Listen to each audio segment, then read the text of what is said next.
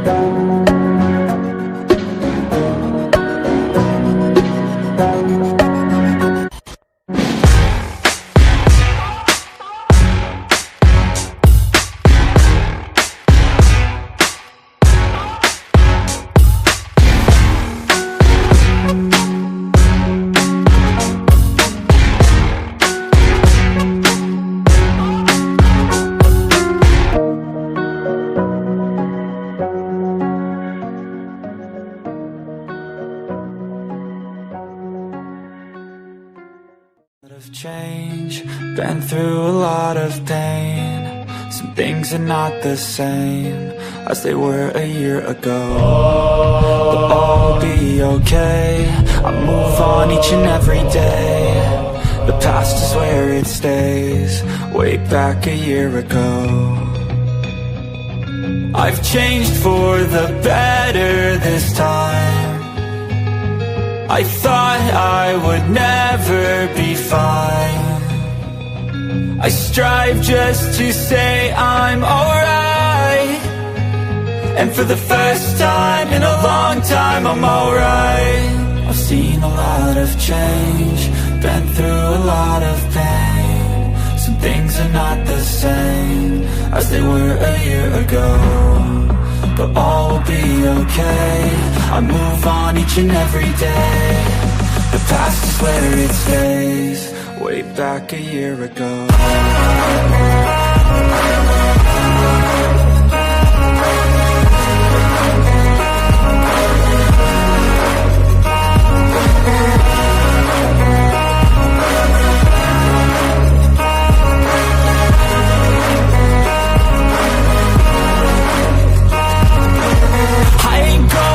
I'm not falling. I'll push all my chips and call all in. I'll bet on myself, you keep stalling. I hear destiny and it's calling. I'll keep my head up high through the downs and lows, and we're all going live. Still nobody knows, but I'ma choose what's right and take what comes and goes. And ain't no one in life holding me back no more.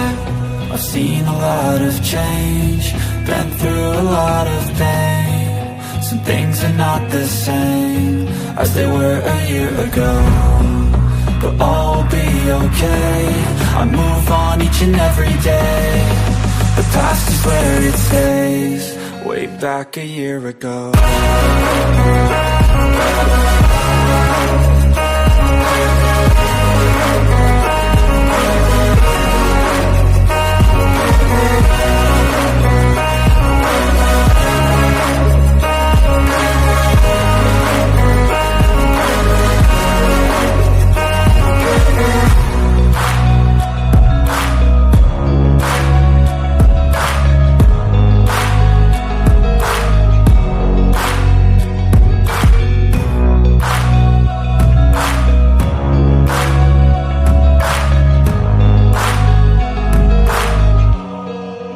Back a year ago. Hey guys, it's me, Kelly. Come on in. What's going on with you this morning? Man, we got a lot to talk about, so let's not waste any time. Hey there. Hey, oh my gosh, you guys. Sorry I missed your comments. I got all into the music. Oh my god. Hi Kelly, says the CW. Good morning. What's the name of that cool club music? Oh, that plays in your videos. Has me shaking my arms and clubs. I know, right? Isn't that awesome? Gosh, I don't know. I don't know what it's called. Let me look.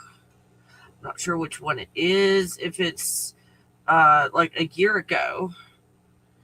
And then like the first one I play, I think it's called Just Breathing. And the second one is by Glass, and I can't see the rest of it. I think I looked this up one time on my computer. I'm not sure where I parked those today. But yeah, that first one's Just Breathing and something else. Let me see. I had kind of a lag a while ago. I don't know if it was my internet or not. I want to be careful not to tax my, oh, there it goes, to tax my computer too much. Let me look under music. Let me see if I've got it filed under, there it is. Okay. So a Glass. Okay. Are you writing this down? Because I don't think can I do a copy and paste? Glass. The first word is Anno, A-N-N-O. Domini, D-O-M-I-N-I, Beats, B-E-A-T-S. I don't know where I got it. 2 minutes and 47 seconds. That's one of them. So see the other one, like Just Breathing. There we go. Just Breathing instrumental, N-E-F-F-E-X. I don't know what that means. That's all the information I have. It's 3 minutes and 38 seconds long. So that's hopefully that is helpful to you. I have those names. Hope you're doing okay this morning. Let me know how you're doing this morning. Because we're going to talk about some awesome stuff. I think you're going to be real happy. I don't know, I'm assuming. For entertainment purposes only. You feel however you want. None of my business. I think you'll be so happy. Some of you are going to be able to breathe better. Hey, good morning, Ken. Good morning. Come on in. Come on in. Oh, I've got nice hot beverage. Goat's milk hot chocolate.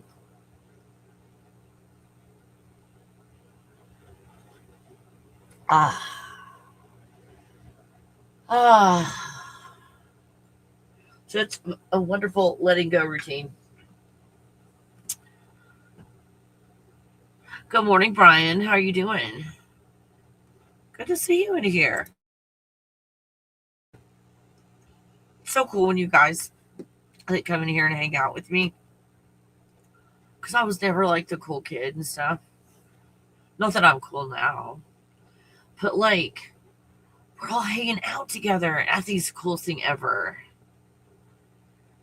That's so cool for me. This healer I watched was onto the same thing the other day. The same 81-year conclusion. Yeah. That 80 year now. I'm going to semi-talk in code, you guys. And I don't know the actual numbers. But I kind of throw out 80 a lot of the times. Just a round number of life expectancy. It's right around 80, isn't it? Thereabouts.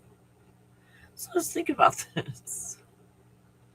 When you look at stuff being declassified, they're like, okay, has 50 years passed? Yes. Okay. 50 years has passed, we can let this information out. Why is that? Have you ever noticed that? Have you ever noticed that? Because there was some stuff, it's like, hey, wait a minute.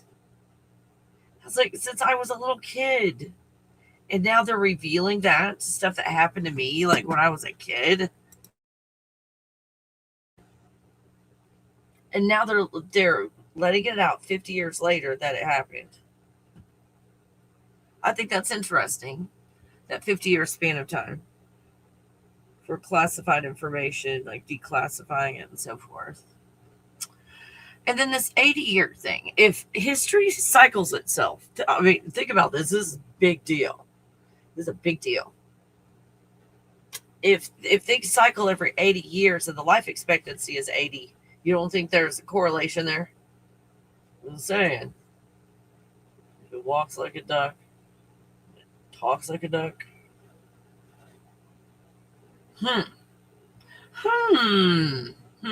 Because, to speculating, the ones that are over like 250, maybe 300 years old, when they're interviewed, they're like, what's your advice? And their advice, they say, like, the first 75 years is the hardest. This is someone over like 250 years old giving advice to those under 75. The first 75 years is the hardest. Why? But because what it looks like to me, I could be mistaken, that we've got an 80-year cycle. That when something repeats itself and it's like, wait a minute, I've seen this before. It's going to be an 80-year cycle. And in somewhere in that 80-year cycle, I'm going to have 20 years of shit. I'm going to prepare for that. I'm going to tell other people about it, and all of us are going to prepare. Yeah, I wouldn't go over well, would it? Now it's like, oh, nobody is alive that's over 120. That's not possible. Well, I don't know. I did some researching. You got to do your own research. Don't believe anything I say. Fuck that shit. Do your own research. I started looking into the Social Security and paying out Social Security benefits and how old all these people are. Oh, fuck me. There's people over 200 years old that are on the books with Social Security. Because they're still like breathing and eating and shit. Yep, they're on the books. And somebody, oh gosh, I'm sorry, I forgot the details. That's what you do your own research. They came in and said, hey, we're going to stop paying Social Security benefits to those that are over 150 years old. I don't know if they followed through with that or if they were just talking smack. I don't know. Good morning. Yeah. So if we've got an 80-year cycle, do we look at it as we're locked into this 80-year cycle? Because, I mean, we're choosing to participate in it right now, so the rules apply. Duh. But if we let go of this reality, it's Good News Day. I forgot to tell you guys it's Good News Day. If we let go of this reality, you're not locked into the cycle, you're observing the cycle. So you don't have to be 200-something years old to understand what's going on and to see. Isn't that cool? So I thought it would be beneficial, potentially, to go through some details of these cycles that other people have put a lot of their brain cells and IQ points and made charts and graphs and so forth. So, and I'm conveying some of that information. In other words, do your own research. Do your own research. But when I look at this chart starting in 1946, the cycle that a lot of people refer to, and it's in 4. Isn't that interesting? We got a division of 4 again. 4 20-year, what do they call it? 20-year, hold on, I got to borrow someone else's word. Van Neistat, Neistat. Go look that one up. Okay, they're called, according to this guy, they're called turnings. Turnings. So every 20 years there's a turning, I guess. We're in a cycle. In an 80-year cycle, there's all kinds of cycles all over the place. You know, Ken was pointing out, I think, a 20-year cycle. I'm sorry, Ken, I don't remember the time frame. But it was less than 80 years. Like Ken was seeing certain cycles in, Ken, I'm so sorry, was it movies or music or something? That you were seeing 20 years cycle. So there's cycles all over the place. This one seems to be a common cycle that we're all kind of like sharing in this belief system and this idea that we're going to live 80 years.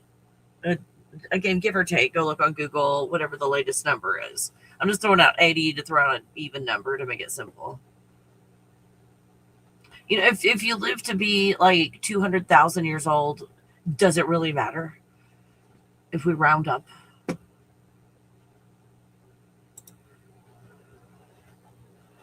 You know, the beings, in my research, I'm not saying it's true, go do your own research. What is your source of information? And did you remote view it? Some of these beings, and I forgot their name, was it Anunnaki or what, however they deem themselves, was it the blue ones? Like their lifespans are 200,000 years, 100,000 years. So I'm sitting here going, whoa. In what I would call remote viewing, I came upon information that was like these human bodies were meant to have this experience here for like 100,000 years. And I'm like, that it contradicts everything that I've been told or I've heard. But then you're looking at these beings that live that long.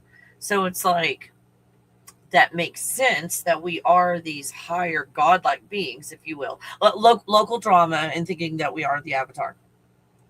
That we are these blue higher beings, or a lot are. that have put our, I don't know what words to use, maybe awareness into these human bodies to do a check-in to see what's going on. That's why you're finding so much like royalty. You guys that find me here and listen to all my garbledygook, like you guys are the cosmic royalty. You're here having this experience, and you're learning something, and what you're learning is the more you push and the more you pull, the deeper you get, and the more you let go and the more you allow, the more you see, and the more a more bigger experience that you have. I hope this is good, like good news information to you guys. I hope it's all going well. You too, CW. You too. I'm cool. Yeah. Hey, you guys are the cool ones. I mean, seriously, I'm like, oh my gosh, all these cool people want to hang out with me. I'm like, whoa. Woo. Oh, hey, Mindy. Grateful for this beautiful Friday. My gosh, it's Friday, isn't it? Hey, I have been so focused on all kinds of projects. I didn't even know what day it was. Thank you, Mindy. Grateful for this beautiful Friday. It's wonderful like perspective and attitude. Love it. Grateful for the God Bubble workshops. Oh, thank you, Mindy. I love those things too. I'll take those. Like these workshops. And oh my gosh, I've got a makeup class today. If any of you missed the remote viewing class on Wednesday and you want to do a remote viewing class today and not wait till this next Wednesday for the next opportunity to have a remote viewing class, you can go ahead and sign up for the class and put in the notes. This is for the makeup class today at 11:30 Mountain Time. And I'll send you the link, show up for class.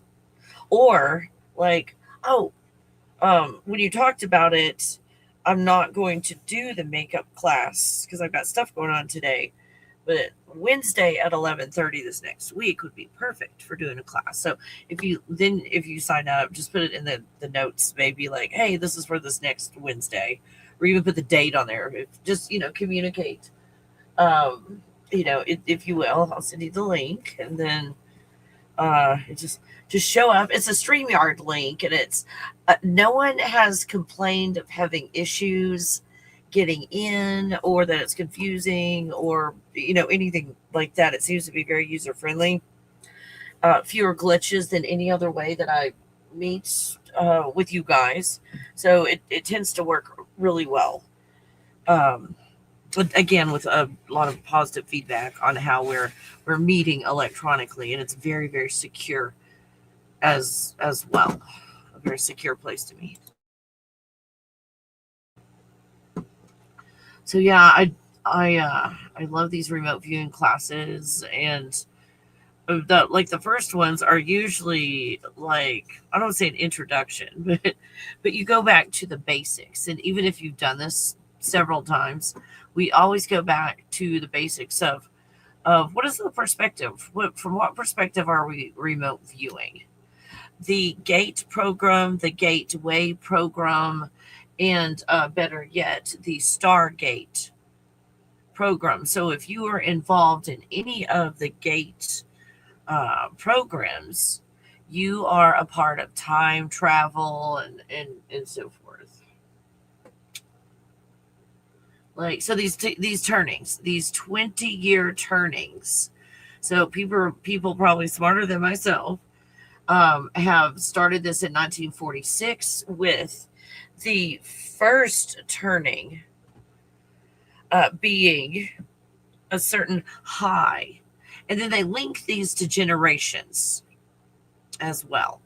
All the stuff is linked to generations. So, stick around and see what generation that you are and where you are or playing a role in this process. Isn't that exciting? Isn't this exciting? So the first 20 years is a big high. This huge high that you've got. In other words, the boomers. Things were booming. Right after something that was kind of a tragedy, let's say. Something very tragic. And then there was a high, a celebration, and a booming economy. Anything you could ever think of, you could get. Everything was easily available to most everybody. Most everybody prospered. A time in history when more, after the Great Depression, there were more millionaire, multimillionaires. I'm not sure about billionaires back then. Due to inflation and so forth, we have billionaires. But you had more millionaires and multimillionaires come out of the Great Depression, and that were a result of that than any other time. And then it just declined from there. Did you notice that? So you've got this high, and you guys, the good news. This started in 1946. We're like in year 79 of 80. If you want to pretend like this reality is real and we're in a cycle.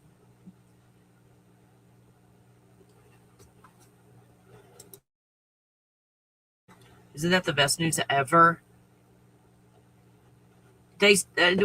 Year 79 of the worst part. The worst part. So what's next for us? That's where I started, is the high. You guys, all this is a shedding. And if you shed, I'm not sitting here promising you millions. But again, in the past, after times like we just went through just now, that coming out of it, I know it doesn't seem that way. I mean, they're pushing to the end of this 20-year cycle, you guys. It looks a little scary, doesn't it? It's all right. That's okay. We're letting go of all of this stuff. We're leaving it behind, because if you're in this cycle and playing this game, you're going to be in a 20-year high. Think about this. The next 20 years are going to be the most awesome for everybody. So we're at the tail end of step 4. But the first step in what we're expecting, the next 20 years on a high, you guys, knowing that we're going to be on a 4-year, and if you're going to live to be 700, we're on a 4 20-year each cycle, like an 80-year cycle, going, okay, for the next 20 years, let me set myself up for the next 80 years. Even if it's not for me, for those after me, or humanity, right? So if you see a cycle, knowing that the next 20 years are going to be the best ever, and then the next 20 years you have an awakening. I'm not going to do a history lesson. I'm not going to go back to, who knows what's true or not. But the next 20 years is an awakening. The third set of the third turning is an unraveling. Here comes Gen X, right? And unraveling. Just from Gen X perspective, I'm going to look at all the generations and their perspectives as well. And please put your perspective in the comments. The unraveling. And then the last 20 years, see if this makes any sense at all. The last 20 years of this 80-year cycle is crisis. The whole 20 damn years. Crisis. Ringing a bell? You guys, this is coming to an end. This is good news day. This is coming to an end. All of this strife. Read your own future. Did you feel like you're almost at your giving up point? You guys, what a beautiful time to be alive. During a time of a 20-year crisis, and you're still here. You're still here. And what was most of it? Made up bullshit and illusions. So from these 80 years, and then you've got these 4 sections, 20 years apiece, you get the high, the awakening, the unraveling, and the crisis. And it starts again. It's the game that's played. So this, I guess, is a reset. We're going through a reset from what feels like possibly some people have expressed to me. It's just the worst thing ever. A blending of realities and so forth. That's because everything is repeating now. You've seen all of this before. Now it's repeating. Don't you love Good News Day? And here's better news even. Now, in all of this crisis period of time, let's go over that. I mean, we're in 26, right? 2026. So like 2026, 27, we're getting into the best of the best of the best that you've ever had, that you've ever seen. Opportunities abound. So when you're caught up in the drama, you're not even in the present moment, because the present moment seems very scary, doesn't it?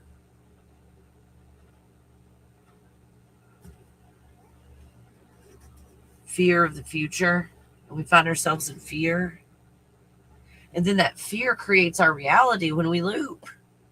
So even if it is a high time, we're in fear the whole time we're there. So this crisis, this last 20 years, I guess starting in, what would that be? About 2007-ish, this last 20-year period, 2006, 2007. I don't know about you, but Avatar drama, I remember having a huge waking up in 2007. Huge. And in my opinion, in my mind, it was because I stopped watching TV in 2001, which was the end for me of the unraveling. I stopped watching TV because I'm like, oh my God, this is all programming. It's all fake and pretend. So in all of this crisis for 20 years, from 2006 or so, before the year 2000, the economy during this unraveling, because at one point it was like a producing something, like in the factories you actually produce tangible goods. So the economy after that was a service economy. We'll do it for you. Goods are created in the elsewhere. And so now, like in the this is just the United States, you guys. Like the industry is service. Okay. Then around 2000, after that, you had, okay, what's selling now? What are people buying now? People were buying experiences. That's how things were being sold between around 2000, 2010, or thereabouts, you guys. So in promoting an experience and selling, in all of this crisis, 20 years of crisis. So around 2010, we're full, we're deep into the crisis at this point, the 20-year, in the 20-year cycle. If we're going to buy into that and talk about it, if we're going to say it's a thing and let's yap our lips, 2010 to 20-ish, we've got the information. That's what was being sold. Information. You guys, it's so weird. I went on YouTube and I put out information. I can relate to this. I'm relating to this. I don't know about you guys. This makes sense to me. These cycles make sense. It's like, oh my God, I went through that cycle. Like shit. Holy shit. Okay. So in the information, I think I did very well in the information cycle. Now, what happened on or around 2020? 2020, we had the influencer idea. Influencing, meaning Because at first, when I started to look at this, like, oh, I'd love to participate in this, because I did product reviews on YouTube, and they got, hundreds of thousands of views, and I thought it helped people in the process of trying to decide whether to buy products or not, and so forth. And I didn't really get a cut of a lot of that wasn't commission based, I guess. And I looked at, oh, hey, if you're going to promote products and everything, promote our products and all that, we'll give you 10%, 20%, or whatever. And then I'm like, well, that's great, that I get money and all of that. But some of the things, like, it was that like that sacred clay stuff that I'm like, I have got this chemtrail flu or whatever it was called, and then I took the sacred clay and it went away in 6 hours. And I was telling you guys about that, and you found the company, you bought a bunch of stuff from them. They gave you better advice than I did, because there was another product you were supposed to take with that to make it work better. And they helped you with that, so the product worked better for you guys. So they wrote, or they finally contacted me several months later. They couldn't get in contact with me. They couldn't figure out how. And they're like, hey, that video that you put out, they were selling, like, they sold 300,000 bottles of that stuff. And that came from the heart. And then they're like, hey, we want to offer, give you 10% of the sales. So that was them trying to hunt me down and give me 10% of the sales on that.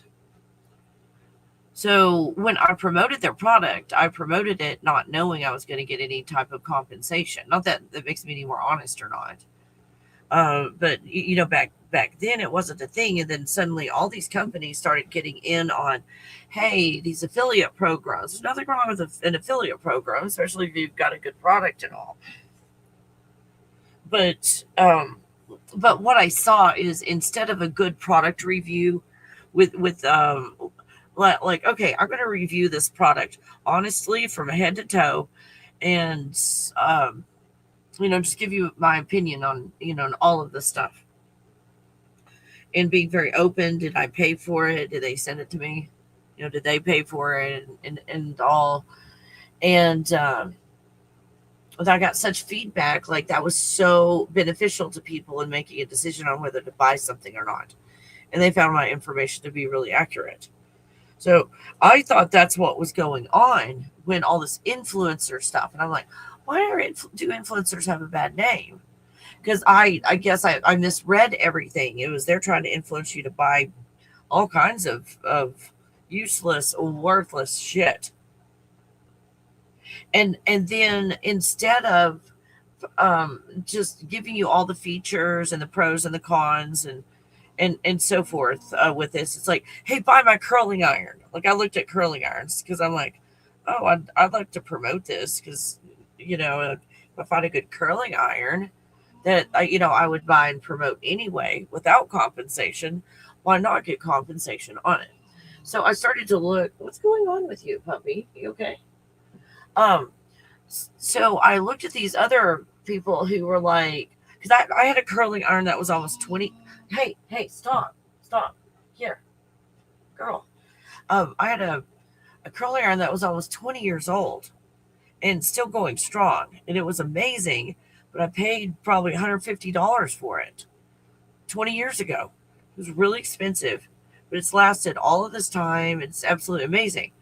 So I'm looking at these new curling irons going, gosh, those might not last 2-3 years.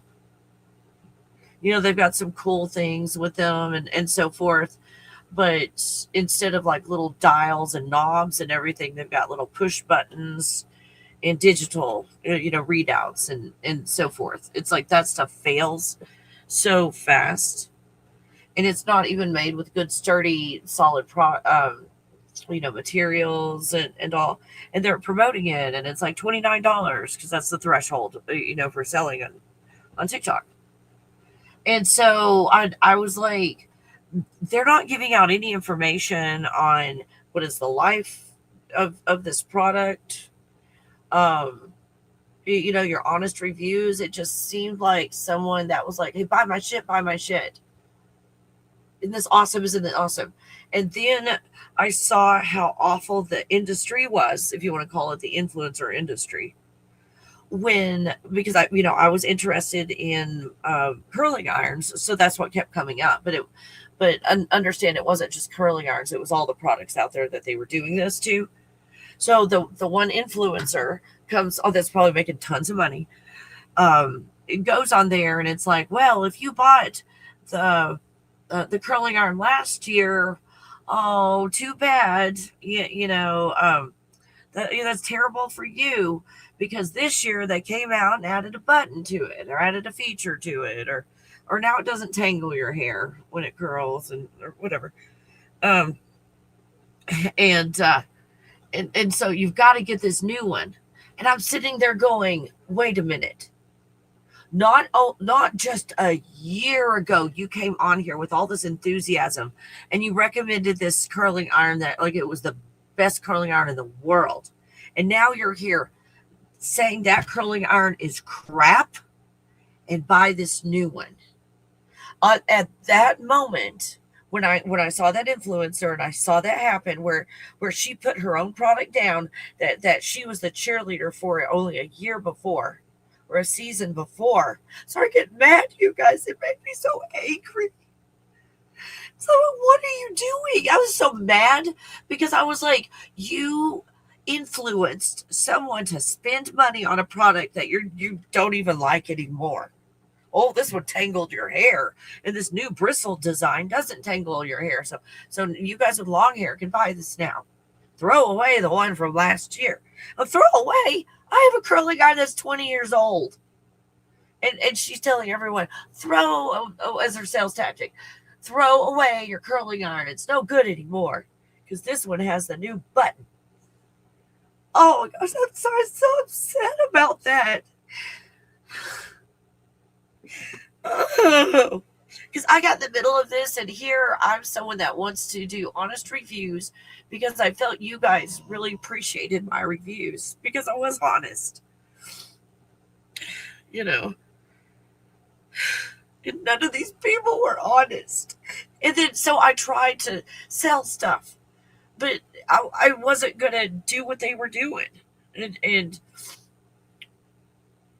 didn't work,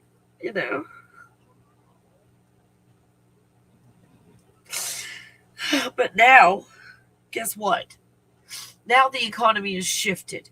Now the economy is changed to guess what? You're going to love this. In 2025, what did everybody want? What was popular? What was in the highest demand? In 2025 was real people and authenticity. Real people and authenticity. That is what's going to make you money. Really, really hope you're picking up what I'm laying down, you guys. I want to set you up for success because for the next 20 years, you being yourself, because you put in the time, because you let go, you allowed it, you healed. This is your time. Because the economy is truth and trust. Real people telling the truth. And all those influencers, they're liars. And nobody's going to trust them. Oh, I'm sorry. I'm like angry, sad, and happy. Ugh. Ugh.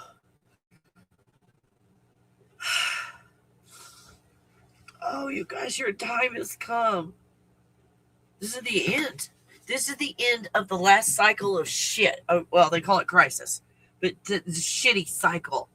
Now, who's going to be the hero? Who's going to be doing all the work? The vice president does all the work. the assistant does all the work. What are your roles in this? Generations. What are your roles? Oh my gosh, CW, I'm so sorry. Hold on. No, as it been said, I like to tell myself. Oh, CW. See, Ken's talking about movies. CW, is your stuff still puppy? You know, you guys' sun is up. Do you mind if I attempt to put her outside? She might bark every now and then, but it might be better than just incessant whining, potentially. And I could get your comments and like, okay, autistic drama. Like when someone likes autistic ADHD and all that, like they're interrupted, like their train of thought. You gotta start over from the fucking beginning. And so it's like, oh, I don't know if I have that much time today. So you guys, if you don't mind, I'm gonna mute myself. Go ahead and put her outside and then rejoin you. I apologize for this. Let me put her picture up so you know what I'm out there doing. And then we'll come back to this. I hope this is helpful to you guys. This is really exciting, just remarkably exciting. I cannot wait for the next 20 years. Let's think about this. If I'm going to live for 700 years, 7,000 years, 70,000 years, and I'm participating in this, understanding that there's a cycle, I have 20 years to set myself up for success for either the next 80 years or let's say the next 1,000 years. What if you suddenly looked at life that way? Whoa. Isn't that an awesome perspective change? I mean, we're still acknowledging a matrix cycle and all of that, but we're looking at this differently. And, oh, no, in 60 years, it's going to be shit again. Oh, fuck that shit. Set yourself up for success. This is how we let go of this shit. Oh, now that I see there's a cycle, I'm not going to fight the cycle. I'm not going to dread or fear the cycle or be angry at the cycle. I'm going to look at the cycle with passion. How do you think all these companies set themselves up in this reset and shit? In this cycle. Think about it. Think about this cycle and all the companies that got set up. These big major corporations that rule the world got set up during one of these times. You guys are the new leaders. You know you've been a leader the whole time, sitting in your living room all by yourself, all isolated from the world, not talking to anybody, getting your groceries delivered. You are the new leader. Whatever you're doing, it doesn't matter. This is a simulation. You're this galactic fucking badass that is here checking on your creation. Act like it. Okay, so I'm sorry, I'm gonna take a break. I'm gonna put Puppy outside, and that's her view. I'm gonna go put her outside, so don't feel sorry for her. Don't worry, she's got lots of bones and orange balls to play with and shit. Okay, so I'm gonna mute myself, put on a little bit of music, and I will see you guys in 3-4 minutes or so. And thank you so much for your patience with my puppy.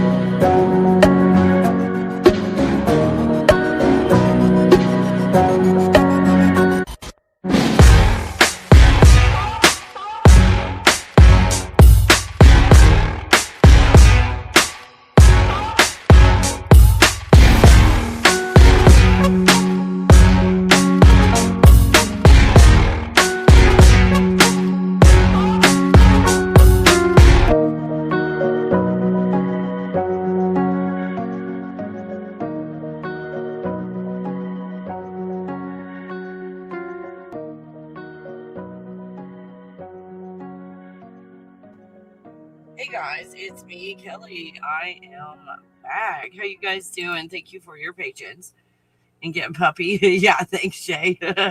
Puppy break, puppy break. And oh my god, this whole time she did not bark.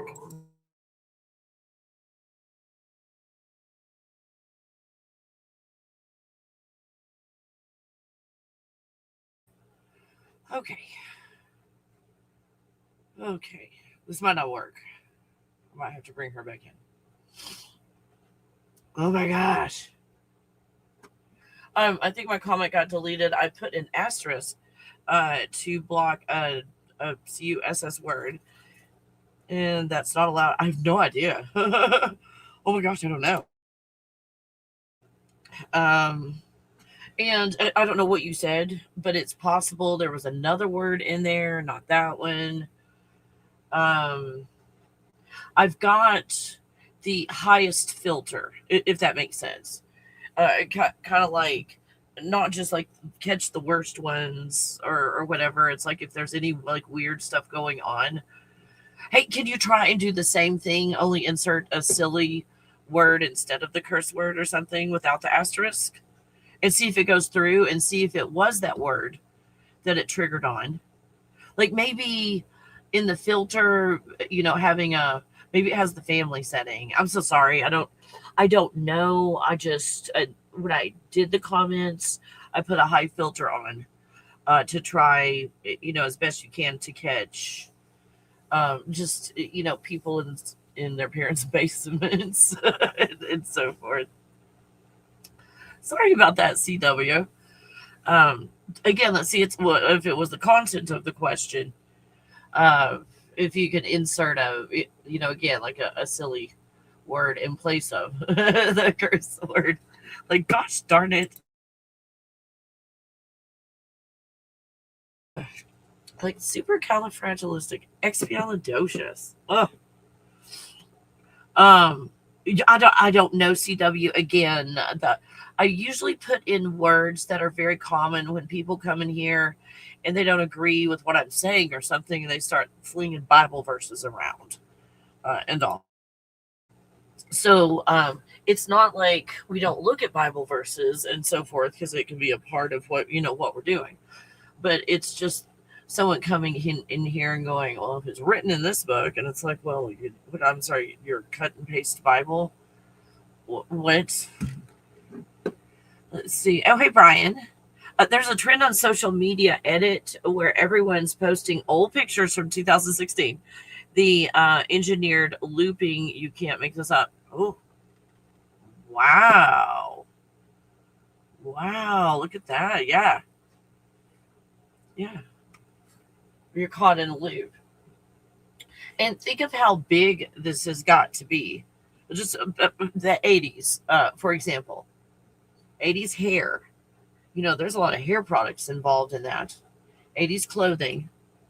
If, 80s is a trend and everybody's wearing that style, then almost everybody out there that sells clothes um, has it.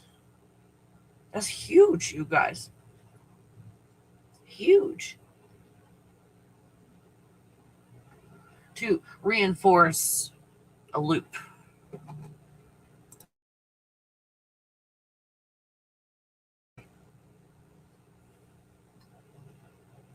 So, I mean, what's the point, I guess, of being here and seeing that there is a loop going on? What is the point? Could it be what we're learning from it? That maybe that in a society where youth, which is just we won't say worshiping youth, I, and where like the elderly are targeted, useless in society from one viewpoint.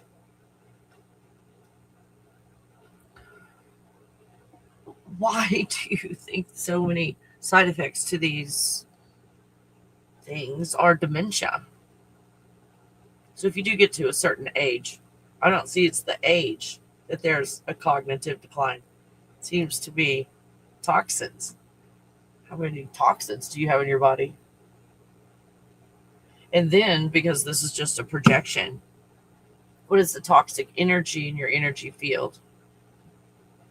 At any time when you let go of something, your body heals itself, no matter how many years it's been that way. It heals itself. It'll regrow organs and shit.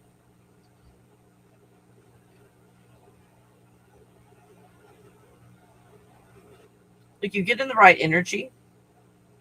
So you had your tonsils removed properly. And then they grow back.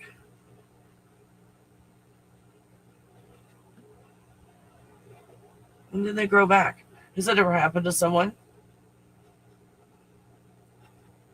Because it did to me.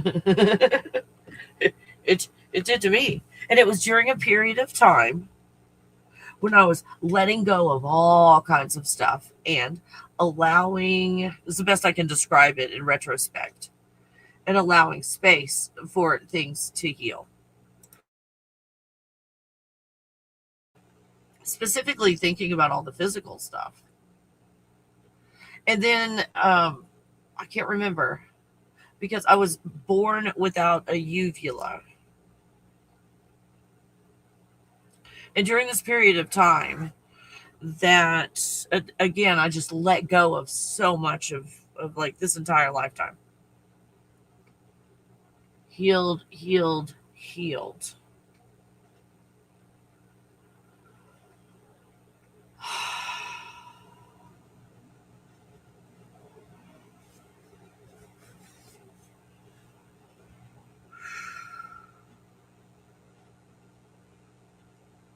Oh wow. I'm just seeing how much progress I have actually made. That's fantastic. That was about 2019.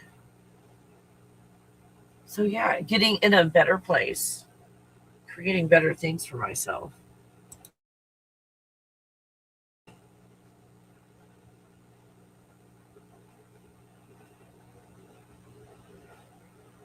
Yeah, this looping.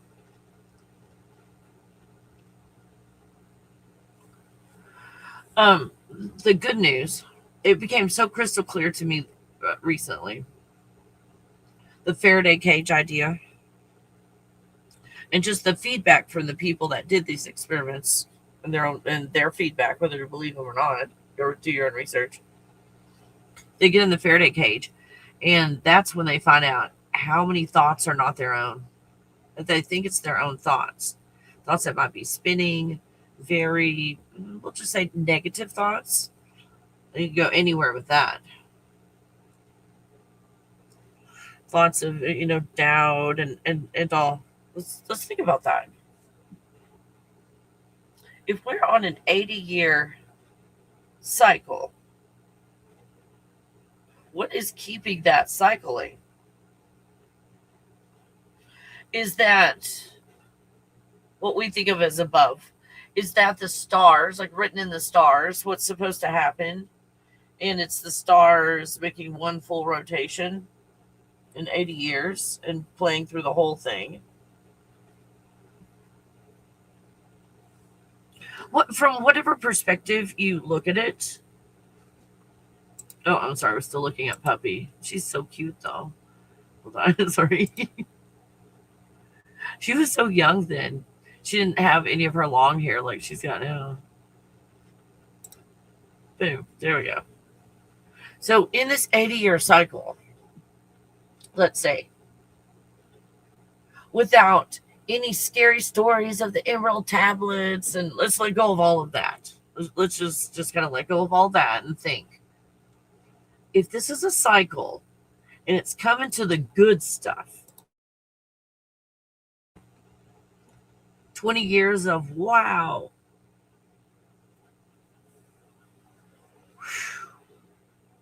Right?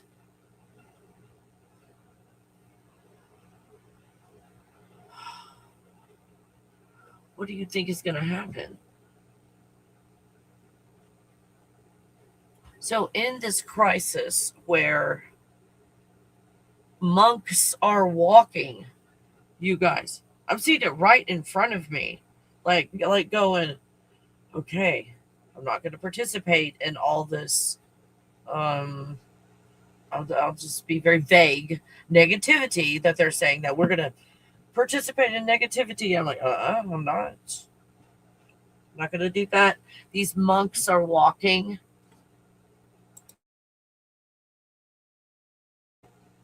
This is not for or against monks. It's just in their belief system and whatever they do. They're walking with their bare feet to promote peace.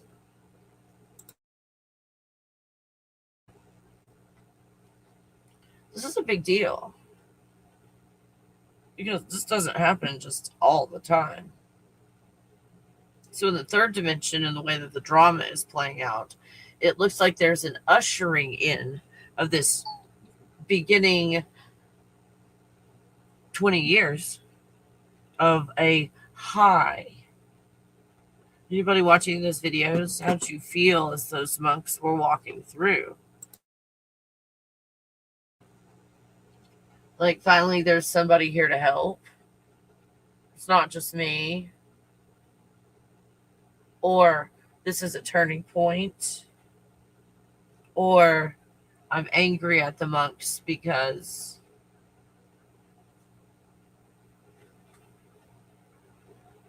ooh. My vision, you tell me yours. It's a compassion that I see.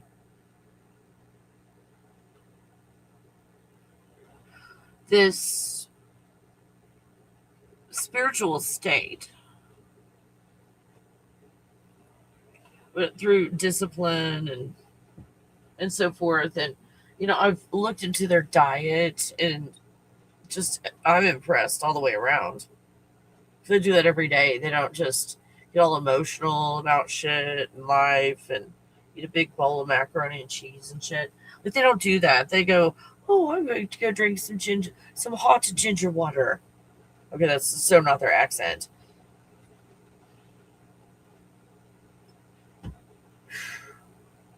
Oh my gosh.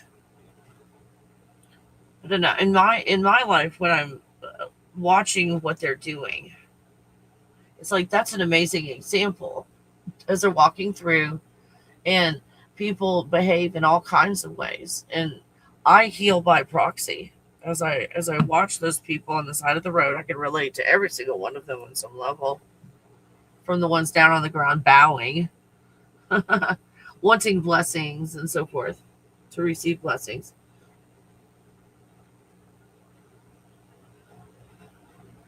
And the ones that were giving them things.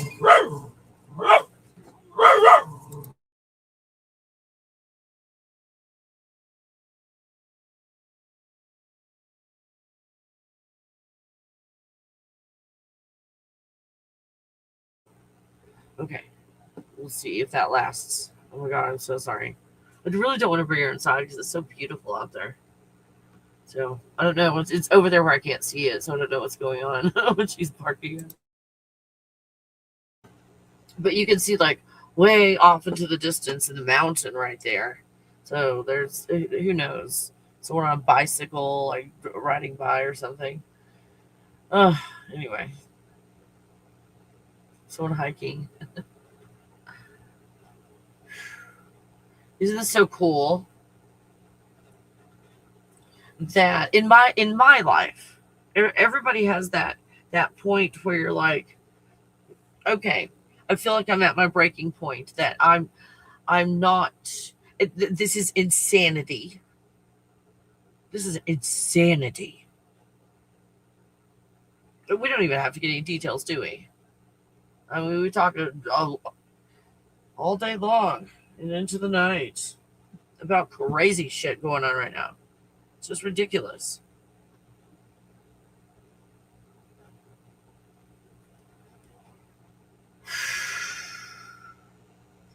Because right now, are we going to continue to imprison ourselves when the bars are going away? So this, if you want to call it a commitment to play the game, you committed to 20 years of shit. Now you have 20 years of wee.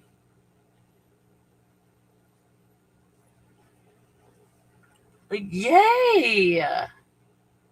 Let's get excited because it is just about to start. So before it starts, here's what's really cool. So when things are great, you don't do anything about healing. So now that you know that this wonderfulness is coming for 20 years, what a great time to let go, allow, and heal. So when this energy arrives, you just hit the ground running.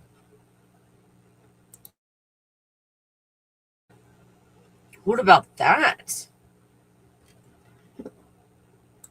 What about that? If you're going to participate in this, just know 20 years of awesomeness is coming. Everyone bows to an Aussie. Oh my God. Hey, Unforgiven. Good to see you. Good to see you. How you doing, Shay? Hey, Mindy. I'm grateful for the workshops and so very grateful for Kelly. Mindy, I'm grateful for you. Letting shit go feels much better and more like home within. Yes.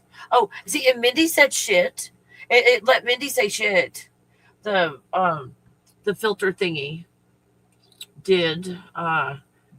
Just saying. CW. If CW is still here, I'm ready. Me too. Unforgiven. So ready. So that's the good news. Like, if we didn't know that the cycle was going on, we'd be all like, fuck that shit. Ah! And we approach it with, I'm going to fight you, system, and I'm going to win because things are going to get better because they can't get any worse.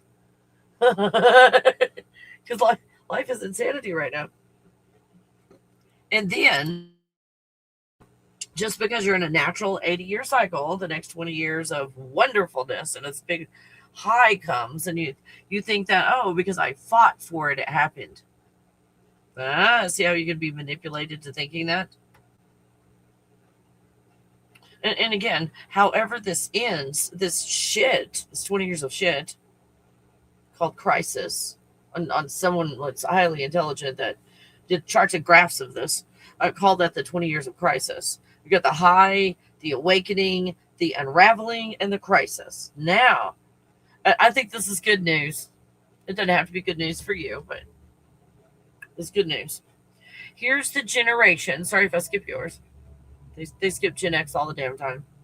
What the fuck?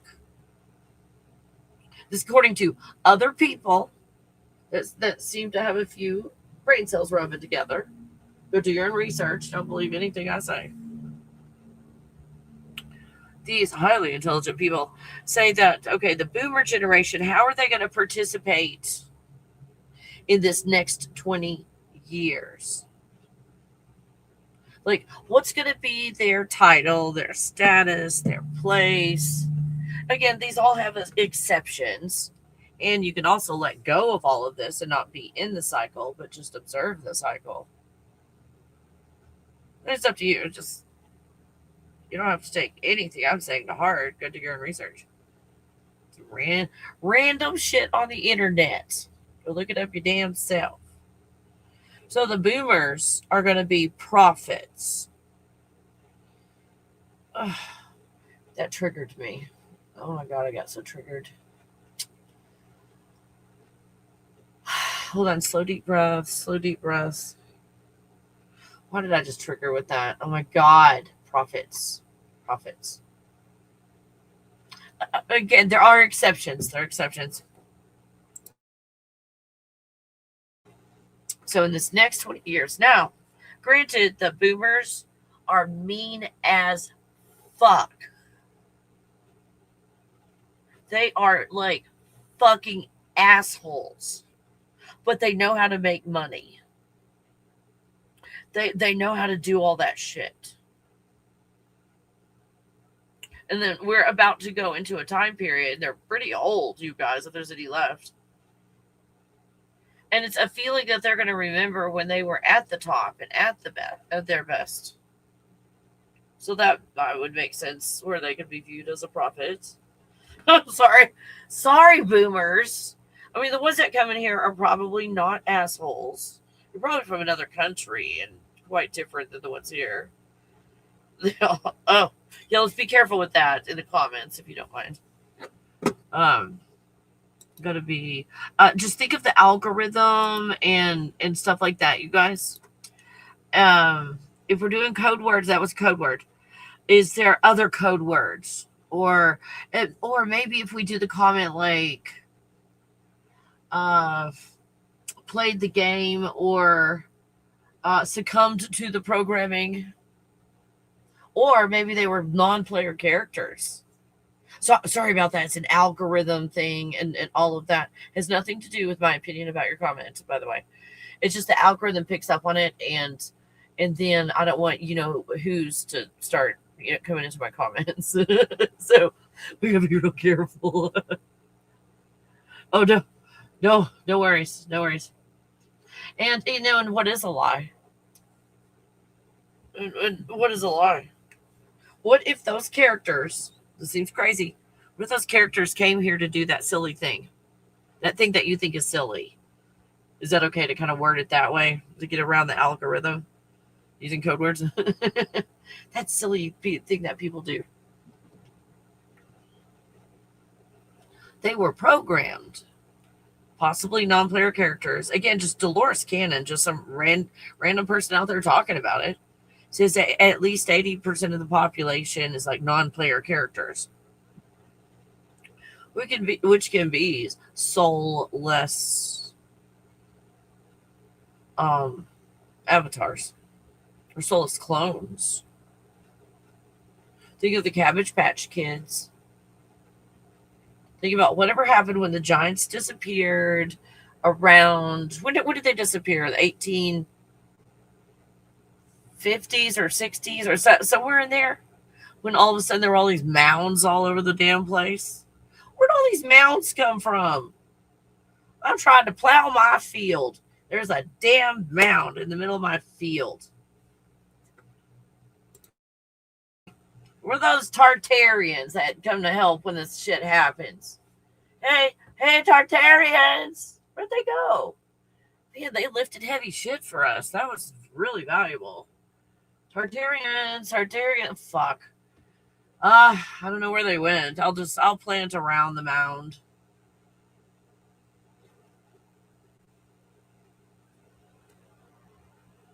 So where did all those people come from after stories and stories and stories? Stories were buried under mud. Think of the iceberg theory. Hardly any of the iceberg is sticking out at the top, and a lot of it is down below. Instead of thinking all this time they've been digging tunnels and building underground, when I'm not saying they haven't done that, they have. But think of these Tartarian, these huge building structures that might have extended a mile into the air, into the sky, that are covered in mud. So you just go below and occupy them, and then just keep digging and so forth. When I remote view, that's what I see. I see that there's all these tunnel systems underground when you first get underground, and they're very man-made or Tartarian-made. When you make a physical body in the third dimension and you do shit. And then, but when you get below that, it goes more into I guess a more dense plasma, where this idea of structure that's very crystalline in nature is expressed. If you look at pictures of Lemuria on Google, it looks a whole lot like what it looks like when you get into the what looks like natural caves. Which what are natural caves? But maybe an emptied out blood vessel of a larger being.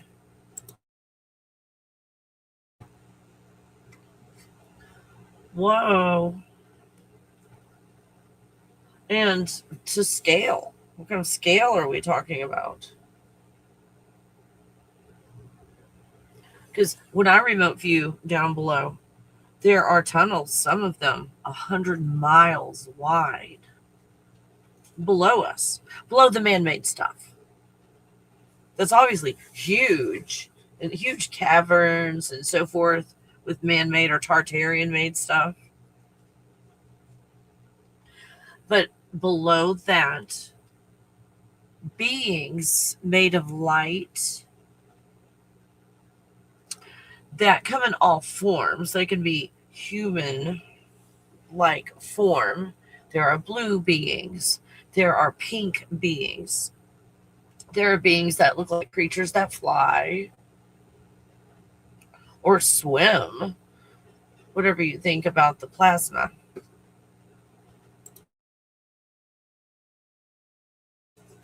So that's below us. There's a tremendous amount of plasma that creates the reality. And again, directional wise, what we call below us, beneath our feet, which we're actually dancing on the ceiling. They're above, not below. We're below, but we're just upside down, and it's kind of hard for us to envision. That's why your eyes, look at it, it's like flipped upside down and shit. Everything's the opposite. Like you looking in a mirror. Pat comes into this prophecy. I love it. Pat, the prophet, has entered the room. Could have what unforgiven enough of them had to, so the rest of us could be like, what the fuck? Yeah. So part of your experience here is let's pretend all of them were non-player characters, just for this idea. Like all of those influencers were non-player characters. None of them were like real characters. So how did you behave towards that? Did you get in the middle of it? Did you get mad? Did you get sad? Did you get angry? Were you impassioned? Could you just not be bothered? Like whatever. And again, it's like, was it good or bad? My perspective. What's our relationship with it? I'm letting it control my every waking thought. What's our relationship? Not judging it as good or bad. So when they tell us about all the aliens, 90% of it will be, I'm assuming it's a bull, but I can't see that tiny, and a pile of shit. Hey, they're letting you. Someone above wrote the word shit in there. Look at, you could do. Yeah. Just you don't engage, you don't participate, because in this reality, nothing's created unless you create it. So you can create it and then free yourself from it, or fight it, or just not create it and just be. I find that's a wonderful option. When I'm all by myself, it's kind of hard to do that all the time. I think, okay, so what is the motivating factor? And then it's fear. Yeah, it's fear. So what is you guys? Like mine is fear. So we've got the boomers are, again, this is someone else saying this. You don't have to agree. Whatever. This is just a place to start in your research. What's going to happen in the next 20 years and the potential, based on what's going on now. What is the potential of how all of these will behave in the next 20 years? So boomers will behave as prophets. So we've been there, done that. The Gen X, this has pissed me the fuck off. It's like Gen X are going to be the nomads. The ones that are, I sat there going, oh, the fucking transition. That's why I came here, for the transition.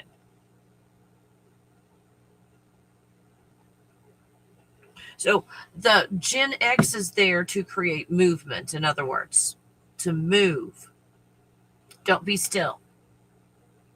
Get your ass off the couch and follow your heart and passion.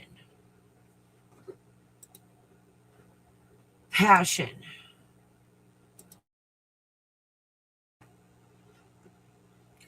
It's all about passion. So Gen X is there to get everything going, to kick some ass. I came here to kick ass and chew bubble gum, and I'm all out of bubble gum. So Gen X comes in and makes room for millennials. You guys, this is fucking awesome for you millennials, because I know you've had your trying times. According to random people who sound highly intelligent and have done a lot of research on the internet, but they're just, again, random people. The millennials will be the heroes of the next 20 years. So millennials. Okay, my interpretation of this, millennials, you're the new boomer. Don't fuck it up. Do not be nice, boomer. My opinion, my unsolicited advice, be a nice boomer, millennials, and you can make your mark. So millennials, in my opinion, my perspective, Gen X get in there and we make that trail. We find the trail, we clear it for you. And then here come the millennials. And they're like, hey, we have something to say. We're here to do shit. And I predict a shit ton of millennials are going to be the new multimillionaires. Just by the nature of what is about to happen over the next 20 years and all the changes and the opportunities and everything over the next 20. Millennials, you are in a primo position to be the next multi-billionaires. You're primed for it. In just because of your generation and where you are in this cycle. Again, random people on the internet that appear to be intelligent, their opinion, with charts and graphs. So you guys, millennials, get to be the heroes of this next 20 years and just have this boom in time and prepare, get ready for it, make the most. Don't fuck it up. You got your chance. I mean, don't let me tell you how to do it. Like we're here to just show you where the fucking path is. You know, it's like, oh, we're gonna sit down on a little aches and pains. So you guys run. There you go. You got your path. Go do your thing. That's what we'll do. How's that? Will that work for you, millennials? Does that work for you? Does that make sense? I don't know. Again, this random people on the internet, it may not make sense. It may not work for you. Now, here, what's said about Gen Z? Gen Z, not enough time to be out there and do a whole lot.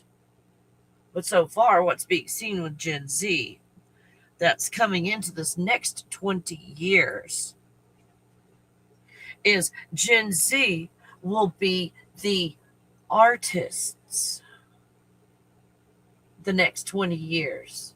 So again, according to random people on the internet, coming at the end of a cycle that started with a high, then 20 years of high, the boomers, 20 years of awakening, 20 years of an unraveling, and 20 years of crisis we're at the end of.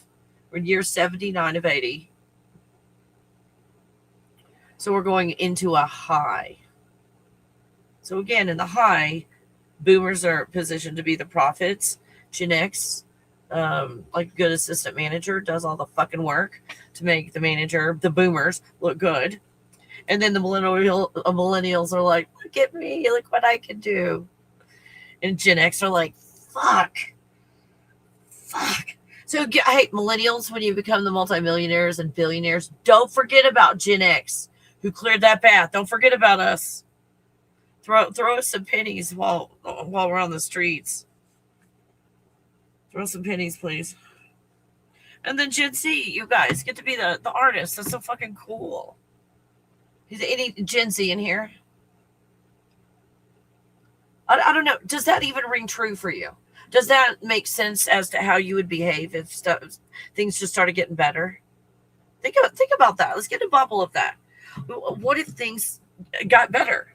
So Kelly, I don't think you've been scrolling enough on TikTok. Let's pretend.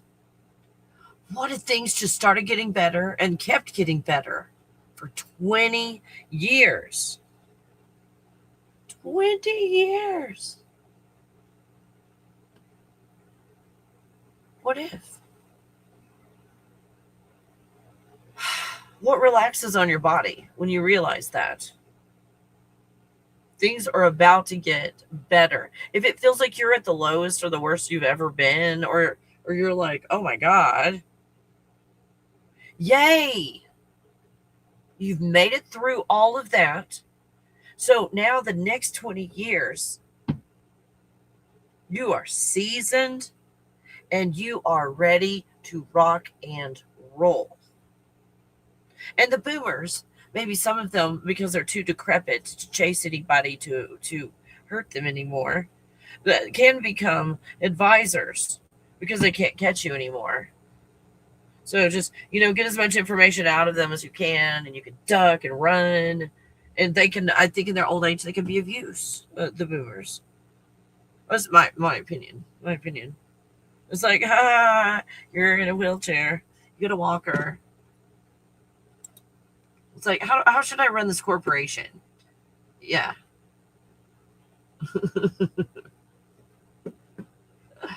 Oh, I know. I'm like, well, to each his own. My experience was good. I never once. I'm not going to get into that. Oh, let's skip it. Lost. And I remember what generation lost a lot of friends in activities that are, let's just label things positive and negative. Negative, we know the cost of survival. Ooh. Here's the cool thing. Because they were able to transition, I saw. The ones that went from that place of survival, like, look what you guys just survived. Stuff that by some people's standards were worse than the Great Depression. You've been through that. Right? Fucking stories you're going to have for future generations. Think about that. When things get fucking awesome. Because from here, it only goes up, you guys. This is all illusion anyway. So that was a goose flying overhead.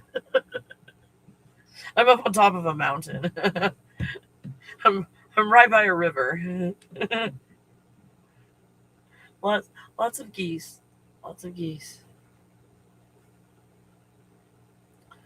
So this cycle, when we looked at youth and elderly, or I don't know, those triggering words, when we are dismissing what the elderly say. When you find someone that's so many years, 120 years old or more, they're like, oh yeah, the earth is flat and it's got this dome over it, and they remember. They remember. There was a time when it was commonplace. So if you put the idea out to this human experience, where in my opinion, in my perspective, where I look, these bodies are capable of living for tens, if not hundreds of thousands of years in this experience. The only reason you exit and recycle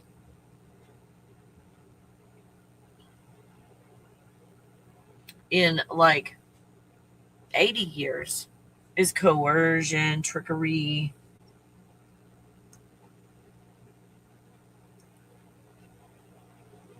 That's the good news. That's the good news. Think of all the decisions you've made in your life. Every decision based on your health. And How much money are you going to have for retirement? How long is your retirement going to last is based on how long you think you're going to live. Like, what if it got crazy and I lived a long time? Okay, make sure I have enough money till I'm 120. So then we base running out of money at 120 years old, just as one example. So we base it on that. So we have to unalive before 120. Otherwise, there'll be no money. Everything. It's like, well, if I'm just going to live to be 80 years old, I'll eat the pie. I'll eat the cake. Who cares? I'm going to live to be 80. And then every decision in your life brings the end of your life at 80. If there's an assumption, whether it's true or not, there's an assumption that you're going to live to be 700. That's where it started for me. I'm like, wait a minute. I think this age thing is a mindset. Hold on. What if I changed all of my goals and my perspective in life instead of thinking about living? I was just thinking, can't remember the life expectancy at the time, but I was just thinking 70 years. Well, what about 700? Because I was just thinking the number 7, I liked it because to me it was a lucky number. So that's what I put in my head. 700 years old. I'm going to live to be 700. And then you look at your life now and every decision that you're making in your life now, is this sustainable? Is this going to get me to 700 years old? Holy shit. Whoa. So we find out that we're in a lot of behaviors and practices and energy that bring about the end of life for these avatars at 80 years old. Again, I'm just around 80. Life expectancy around 80. You've only done this cycle once. So who's the wisest in this? The one that's been through almost all of them. But then the ones that have gone through twice, the ones that are over like 150 years old have done this before. They've gone through the highs, the awakening, the unraveling, and the crisis. And maybe they've played the prophet or the one that gets things going, that gets energy moving. Movement. Let's go. Creating a movement. That makes sense now. Oh my gosh. Because I felt like that was one of my roles, was to help with the movement. Specifically the movement. That's what this is a movement. Fuck yeah. I see my place now. I see my place. Getting everything moving. Oh, fuck. I'm sorry. I just had an epiphany. To get things moving. Oh, fuck me. Oh, yes.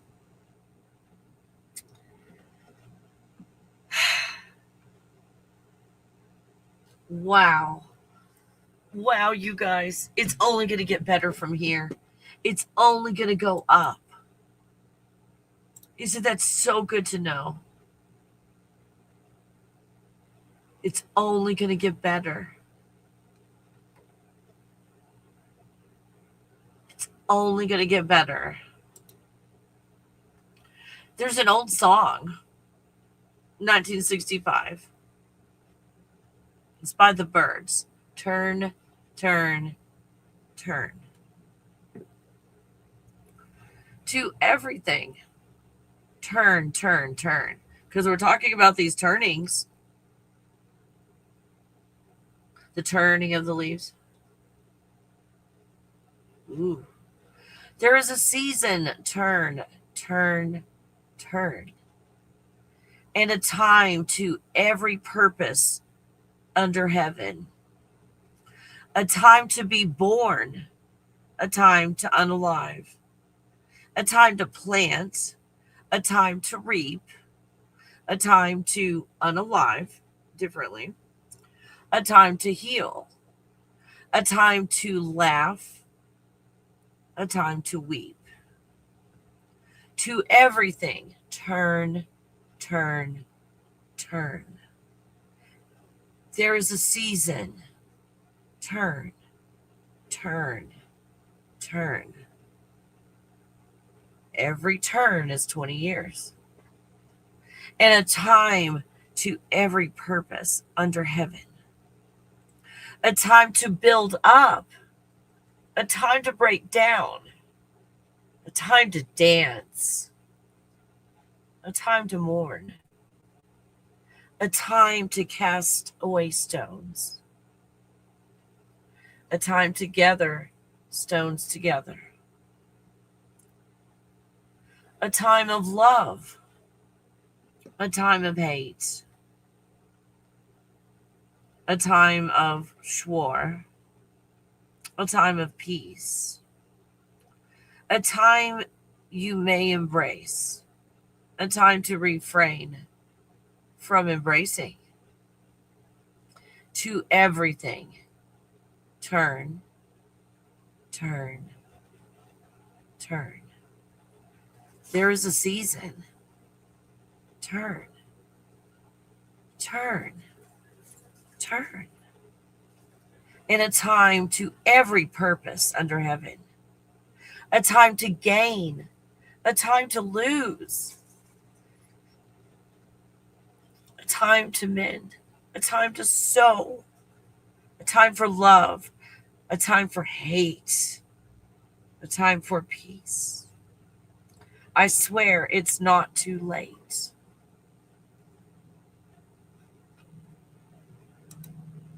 Wow.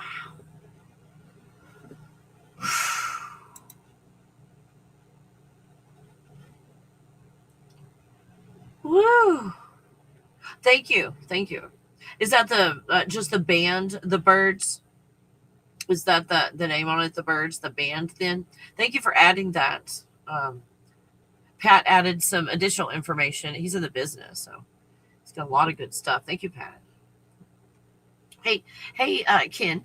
In Canada, life expectancy improved 6 months longer in the last year. We seem to be doing something right. Fabulous, and that's one of the things I do, Ken. Well, I think Ken probably knows that about me. Is I look at, in my opinion, this is only my opinion, what are the cultures that I find to be successful in these areas? Who's, in my opinion, doing it right? And then I go see what they're doing. And I saw over and over and over, like the Japanese, the Asian style before it's, westernized. That style of doing things. People lived longer, and it wasn't just about how long they lived, but their quality of life, the ability, like not to have all that inflammation, and to be healthy and active and physical and so forth. Longer and like a better quality of life. What were they doing? And from the culinary arts perspective, onions. Every culture I saw that was doing really well had onions in it.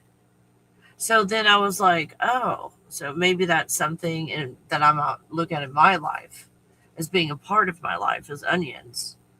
Since all of these cultures, in my opinion, like hey, when I'm like 100 something, I want to be able to like squat and have an hour and a half conversation while I'm in a squat position. That would be fantastic at like 100 years old. So that's kind of how I look at it. Like, what are you guys doing?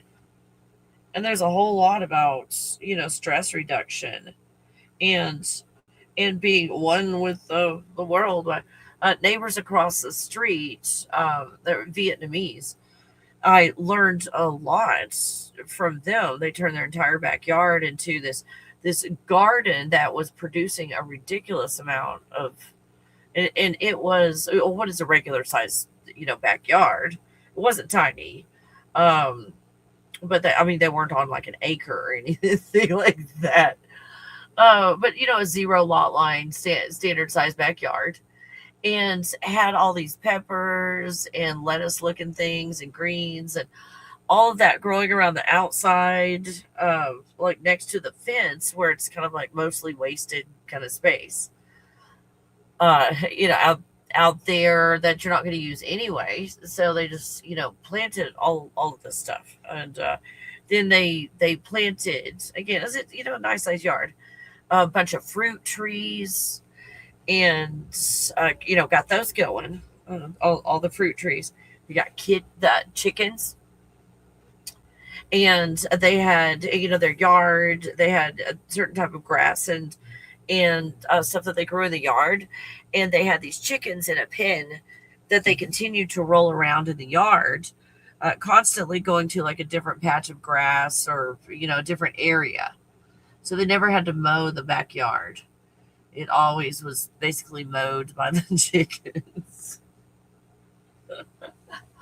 Oh my god. So there were so many cool methods of growing things and seeing how placement was key, and it was like, oh my gosh, like really good at this. So I learned a tremendous amount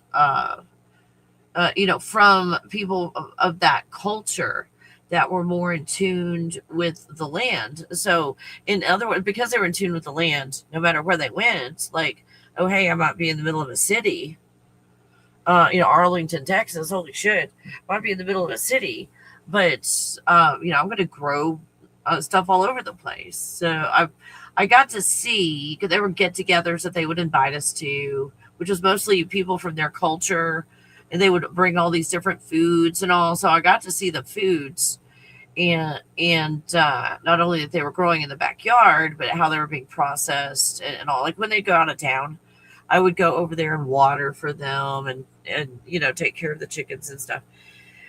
When they would go out of town, when they would come back, they would thank you, like in their culture, they thank you with food.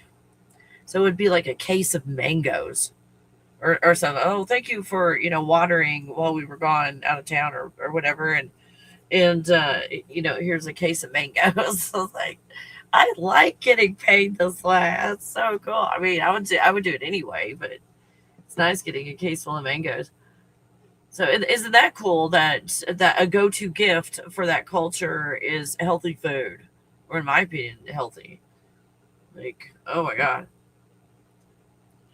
Let's see. Yeah, the Byrds had the hit with it. I'm guessing you would know, Pat, not me. I'm guessing because Ken found a pattern. Ken, I completely forgot. It was movies, wasn't it? The pattern in movies, or was it the pattern in music? Because there's both, where you'll see a repeat of the same song in a certain amount of time in between a new artist singing their version of an older song. And I saw it like my generation or my lifetime. New artists would come in and start singing the old songs. Like, hey, because whenever you hear it first, that's usually the best version that you like. The one that you originally listened to. It's like, hey, so and so sang it better.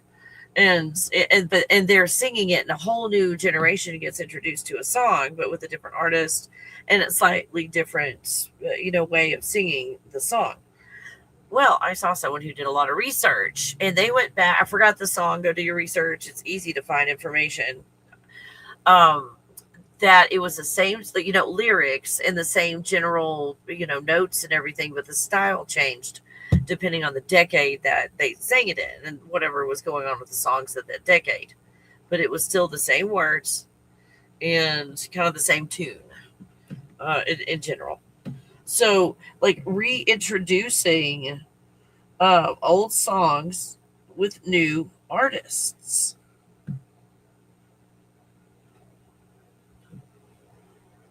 And if you have lived past 80 years and gone through this whole cycle and seen this before, and then it's like, oh my god, not that song again.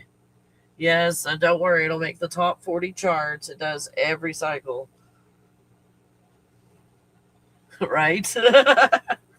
like what would you think if you lived longer than 80 years and you were caught in somebody's shenanigans and they're trying to deceive you in order to trap you and to take all of your energy away from you? Because what is at the core of all of this? It's parasitic, isn't it?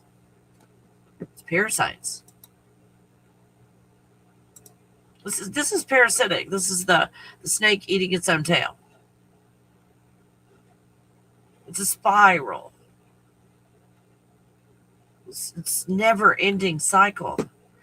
So maybe if you lived past 160, because that's double, you've done all these 20 years twice and went, wait a minute. I know what to do. Hey, you guys. Yeah, you youngins over there. Come here. Yeah. Come over here. I want to give you some information. I've seen this before. Buckled up for the next 20 years. This is going to happen. This is how we're going to organize. We're all going to come together so that it's not such a big deal. Like we can't have that happening, right? It's like, holy crap. So the cycle is parasitic. Cool news. If you let go of this, the cycle keeps going, but you're observing it now. The cycle keeps going.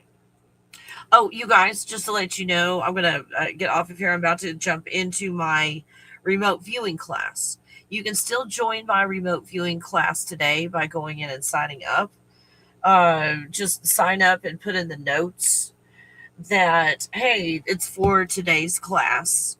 Or if it's like, hey, you've got a class this next week on Wednesday, you can sign up for that one. Just, let me know in the comments. And then I'll see you next Wednesday's class at 11:30 Mountain Time. I hope this information is helpful to you in this process, you guys.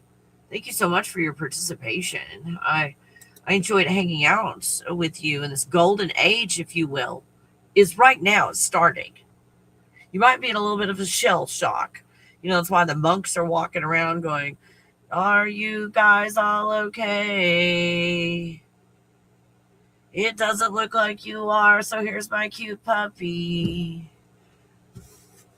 It's gonna be all right. At least you're not barefoot and sleeping outside. So like that kind of shit's going on. Healing is starting. Healing is starting because 20 years, you guys. Isn't that cool to know? And even then, you can let go of all the bullshit. Knowing 20 years, isn't it easier to let go of dumb shit right now? Knowing that the next 20 years, like this started in 1946, is 2026. You guys, like this is it. This is started. This is now. Even if it takes a few years to gear up to it, it's like, okay, Kelly, I don't know, you're asking a lot of us. This is a reset. I mean, we're resetting. How would you give us like a couple years to reset? No, it's like, whatever. So, but during that time, it's going to be better. You're not going to have the same old shit. And some of you, it's kind of hard to hang on, wasn't it? Like, I don't know if I'm going to make it. I think that came out of my mouth more than once. I'm not sure if this avatar is going to make it through this. Like, just the physical avatar, I thought was going to implode, explode. It was plugged into the wall. Like, shit, the fuck is going on here? What's real? What's not real? What dimension am I in? How many dimensions am I in?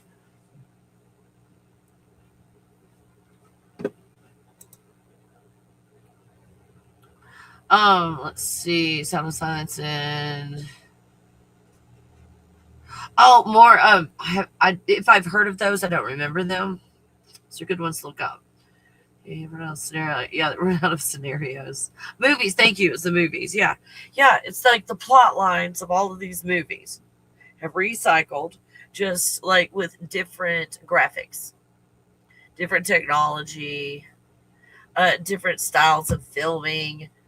Different actors, or are they different actors, or is it the same damn actor that's 3,000 years old that just put on another mask? Some random actor guy was like, I'm ready to retire. I've played other people for like 37 years. I pretended to be other people. Like, whoa, that hit me hard. Whoa. So all of these A-list Hollywood actors, all of them, for however many years, have pretended to be other people. Whoa. Whoa. Oldest healthy people in Japan. That's why I did that research, Ken. It's exactly why I researched. What are the Japanese doing? What is working for them? So you look at the type of diet that they have. What is the culture? Because you can have a westernized culture and they're just sick. And then you can have the cultures where everybody at home has a backyard garden and your whole community grows a garden in their backyard or wherever. And then when you have an excess, you share with your neighbors. Oh, it's like I had a bumper crop of this stuff. It's like here, I've got zucchini running out of my ears. But I just couldn't get my okra to grow. And they're like, oh my gosh. Like my zucchini, it got frisky with the cucumbers, and that all went south. So I could handle some zucchini, and I've got a shit ton of okra. Here, you can have a bunch of my okra. Like communities that did stuff like that and like shared with each other, which is associated with poverty. If we want to look at a class system for programming purposes, oh, I'm upper class. I have 47 forks beside my plate and I know how to use every one of them. And then a culture eating with their hands, which immediately tells the body what's about to happen. And the body starts preparing in a biochemical kind of way, and in other ways as well, spiritually, mentally, physically, emotionally. And then here comes the food. Oh, they're lower class and poor. And they're more in tune with the planet. I love me a good fork and spoon. But, oh my gosh. I find that in my life, probably autism symptoms, I don't want to get shit on my fingers. That drives me crazy. Like in an OCD kind of clean my fingers kind of way. So I can appreciate that. That's a wonderful way of doing it. But then my choice, mostly for most everything, if it's possible to eat it with a chopsticks, I eat with chopsticks. And looking at, again, a culture like Japanese culture, eating with chopsticks, what goes on? Have you guys ever tried to eat with chopsticks? Or you eat with chopsticks all the time? What is your chopstick skill level, if you want to put it in the comments section? Never chopsticked before? Eating chopsticks, using chopsticks at 20 years old for the first time.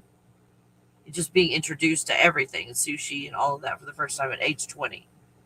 Using chopsticks and going, I love this. I love this. And then after that point, incorporating chopsticks in almost everything I can possibly do. Because what I found with the chopsticks is that every bite is on purpose. It's very purposeful, very mindful. You know how there's all these mindfulness exercises and so forth? I saw that in the Japanese culture, everything was mindful. Very well thought out. So in using chopsticks, I guess I kind of accidentally got into a place of mindfulness. Hey, don't do that. You guys, she chewed one of the buckles. Like, was it yesterday? What it's like, what are you chewing on? It was this plastic thing. She chewed one of the buckles off of her harness. Like, oh my gosh. Oh my God. I look out there and she's chewing on it again. Ugh, what kind of a harness can I get that she can't chew her way out of? Her teeth. Ugh. I give her the best bones on the planet. Now she has teeth to shred her harness. Girl, I just bought that thing. Okay. So I was looking at this eating everything with chopsticks, even if it was silly. You know, it's easier to get olives out of a jar with chopsticks. Did you ever think of that? And to handle everything with chopsticks, even cooking with chopsticks. Again, not 100%, but it's for a lot of what I do, chopsticks are in the middle of it. And to me, it's not like taking, which I've done at times in my life, taking a big old soup spoon, or more like a ladle, and just eating that way. My big old bowl of macaroni and cheese. Can we pick up macaroni and cheese today? My big old bowl of macaroni and cheese and getting the measuring cups out and just dumping it in. To every grain of rice, sometimes if you don't cook it properly. You have to pick up every grain of rice, every little tiny little pea. Everything you pick up with your chopsticks. So if you're eating and you've got a side dish of rice and peas, what we're looking at is eating slower, like a slower pace in eating.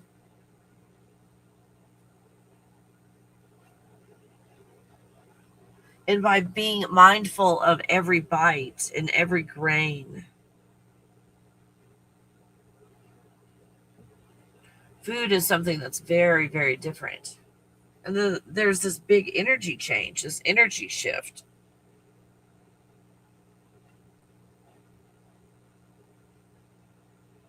Anyway, that's in my examining cultures out there and what they do. And again, okay, well, they eat with chopsticks. Let me eat with chopsticks. And then I found out that it brought you to a place of mindfulness in doing so. Isn't that cool? So in their eating and in their preparation of food and some presentations and productions when they bring you the food, and like a ritual and ceremonies, there's so much thoughtfulness put into it. And that's something that I've tried to embody and embrace over the years. Again, and examining these cultures out there, and every culture has something that's different. Like the Mexican culture, you look at what are their spices.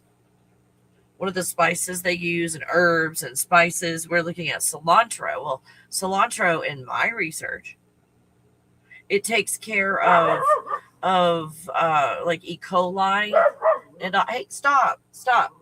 It takes care of E. coli and all better than antibiotics. So if you're eating chicken and it's a little sus, you put a shit ton of cilantro on it, you'll be fine. You'll be fine. Isn't that cool? And that's something that I looked at from that culture going, I might put cilantro in everything. And then researching the Bible, fruits, seeds of fruits and herbs, and going, oh my gosh, from what I've learned about cilantro, well, oregano as well, and thyme, and basil. Oh my gosh, don't get me started. Rosemary. I was like, oh gosh, Kelly's out of control. It's like, okay, I'm thinking of AI and food now, and herbs. It's like, oh no, Kelly's gonna go crazy on AI with this. So that's just what I'm doing with my time, is looking at all of this stuff, experimenting with it, and see what kind of experience that I have. It's like And then it kind of explains why you see some behaviors and things in societies. It's crazy all the music that came out in the 60s and 70s, ballads in the background, whilst the programs and operations were mind fucking much of the population. Yes. Yeah, it's just programming, but with a different beat. Different beat. Let's see. All the neighbors I grew up with would share back and forth. Cool. Metal kills enzymes in food. Mm-hmm. Bamboo doesn't. He does enzymes. Nice. I was looking at. I think what you were talking about. I've got 10 minutes.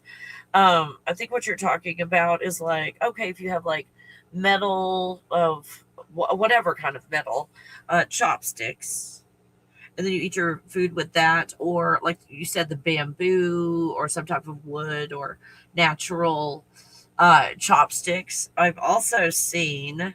I saw them, and it was like, oh, let me put this on my wish list. They were copper chopsticks. Yeah, instead of like like stainless steel. You know, because stainless steel still has like the metal and so forth. That in my research, go do your own. I saw like, wait a minute, what do you mean if I'm using like stainless steel pots and pans? Why are you asking me if I have headaches? What's going on here? So it's talking about the stuff in your metal pans is getting in the stuff that you're eating. So I was like, well, why don't we just cook in copper then? That would make more sense. Just cook in copper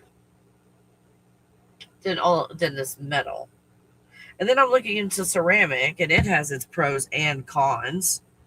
That's right. Yeah, mindfulness. Yeah. That's how I have no regrets. And then, oh yeah, the enzymes. That's so cool. I'm sorry, there's someone driving by. He's barking. And you can eat slower with chopsticks. Absolutely. And again, mindful of every bite, so you're not overstuffing yourself, eating too fast, so that your brain is like, wait, are you full? Are you not full? Like, I'm not sure. So you fill up your tank so fast, like the gauge doesn't have time to show you that it's full and you overflow it. I use bamboo toothbrushes now. Oh, that's so cool. Unforgiving. So cool. All right, you guys. Again, you can sign up for the next 5 minutes. Go to thegodbubble.com if you want to be in today's class is a makeup class. For those that couldn't be in, I'm only doing it this week. A makeup class, but you can join. It's a remote viewing class. So whatever we did the other day, we're going to do the same activities and all in this class. Come sign up. You can also sign up for this next Wednesday. So I'm having another one this next Wednesday at 11:30. So if you're available right now, go sign up, come in the class. And it doesn't matter if you've never remote viewed before or if you like graduated from the Monroe Institute. This works for everybody. This is the God Bubble way of remote viewing, the God Bubble perspective. So there are no do not enter signs. You're not blocked from anything with this way to remote view. Like you are with a pushing and a pulling in the matrix. Monroe Institute type of way of remote viewing. So, all right, you guys, about to have class in 7 minutes. Again, if you sign up, I'll get an email and I'll send you the link to class and you can join. And usually the first few minutes of class, we're just kind of like talking and stuff. Not doing much, so you have some time to come join the class and not miss anything at all. So I'm not going to be recording in the class so that you can be really relaxed. You don't even have to turn on your camera. You can be relaxed in it. And so, yeah, I'll see you guys in 7 minutes. Hold on, I'm in the wrong place. I was trying to be cool. And it just didn't work out that way. Oh my gosh. Yeah, that's a better picture. There we go. Okay. I love you guys. I'll see you on the next video. And I'll see some of you in my remote viewing class in about 6 minutes. And I'll see the rest of you guys in remote viewing class again on this next Wednesday at 11:30 Mountain Time or Denver time, Colorado.